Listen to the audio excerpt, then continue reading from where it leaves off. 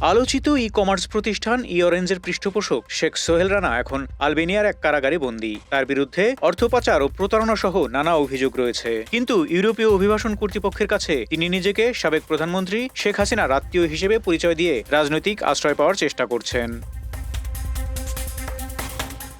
শুধু সোহেল রানাই নন, সাম্প্রতিক মাসগুলোতে আরও অনেকে একই কৌশলে ইউরোপের বিভিন্ন দেশে আশ্রয়ের আবেদন করেছেন। এক্ষেত্রে অনেক আওয়ামী লীগের নেতা টাকার বিনিময়ে ভুয়া কর্মী বানাচ্ছে। বিপুল অঙ্কের অর্থ নিয়ে আওয়ামী লীগের প্যাডে কর্মী পরিচয় দেওয়া হচ্ছে। অভিবাসন দপ্তরের কর্মকর্তারা এই নতুন কৌশলকে বলছেন আপার স্বজন প্রবণতা।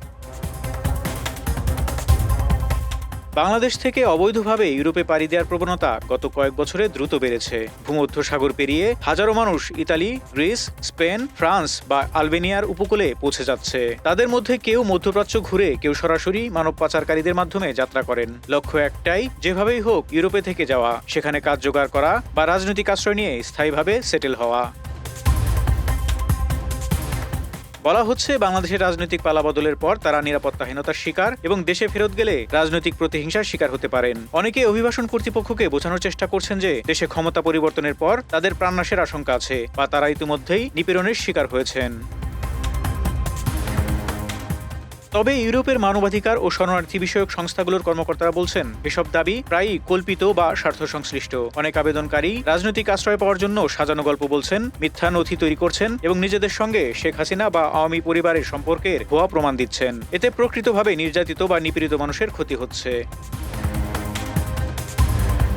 রাজনৈতিক বিশ্লেষকদের মতে এই প্রবণতার পেছনে রয়েছে অপরাধ ঢাকার চেষ্টা। যারা আওয়ামী লীগের শাসনামলে প্রভাব খাটিয়ে সম্পদ অর্জন, দখল ও লুটপাটে জড়িত ছিলেন, তারা এখন বিদেশে নিজেদের রাজনৈতিক নিপীড়নের শিকার সাজিয়ে নিরাপদ আশ্রয় খুঁজছেন। এক বিশ্লেষক ব্যঙ্গ করে বলেন, এ যেন চোরের উপর বাটপারি। যারা জনগণের টাকা লুট করেছে তারা এখন মানবাধিকার রক্ষার নামে আশ্রয় চাইছে।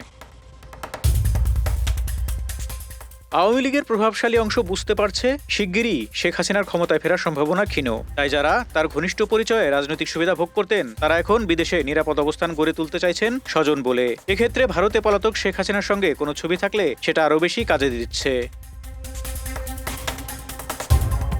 ইউরোপের অনেক দেশেই এখন বাংলাদেশি আশ্রয় প্রার্থীর সংখ্যা রেকর্ড পরিমাণে বেড়েছে। এই আবেদনগুলো যাচাই করতে গিয়ে ইউরোপীয় কর্তৃপক্ষ এক ধরনের প্যাটার্ন লক্ষ্য করছে। প্রায় একই ধাঁচের গল্প, একই রাজনৈতিক অভিযোগ, এমনকি একই নামের রাজনৈতিক চরিত্র ব্যবহার করা হচ্ছে। অনেকে রাজনৈতিক আন্দোলনে অংশ নেওয়ার ভুয়া ছবি বা ভিডিও দেখিয়ে নিজেকে প্রতিপক্ষ দলের টার্গেট হিসেবে প্রমাণের চেষ্টা করছেন।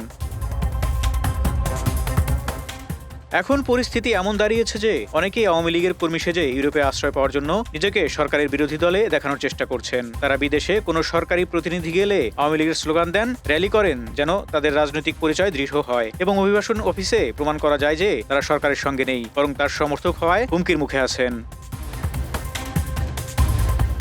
বিশ্লেষকরা বলছেন রাজনৈতিক সংযোগ এখন শুধু ক্ষমতা বা ব্যবসার জন্য নয়, বিদেশে আশ্রয় পাওয়ার হাতিয়ার হিসেবে ব্যবহার হচ্ছে। এতে যেমন বাংলাদেশের ভাবমূর্তি ক্ষতিগ্রস্ত হচ্ছে, তেমনি প্রকৃত শরণার্থী বা মানবাধিকার লঙ্ঘনের শিকার মানুষগুলোর প্রতি আন্তর্জাতিক সহানুভূতিও কমে যাচ্ছে।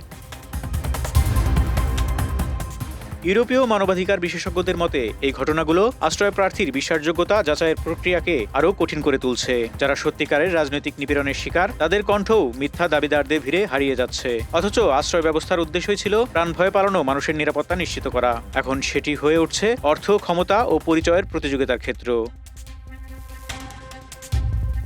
ফারুক শিমুল, ঢাকা এক্সপ্রেস।